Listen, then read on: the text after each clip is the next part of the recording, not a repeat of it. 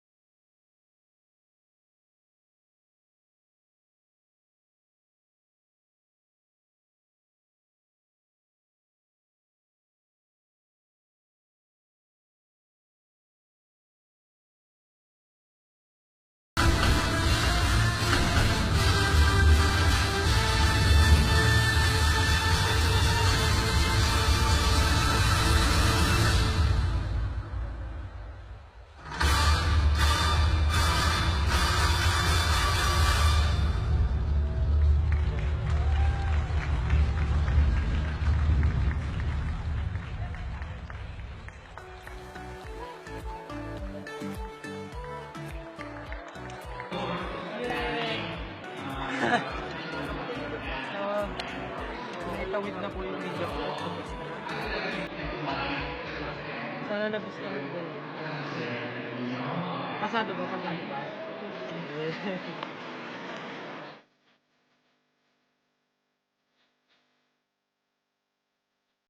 So guys, ayun, tapos na yung event. Sana nagustuhan nyo yung performance ko. And sana nagustuhan nyo rin kung nakanood nyo man. And guys, sabihin ako, hindi pala ako nandito sa dahil may kasama ko. Nandito ako sila.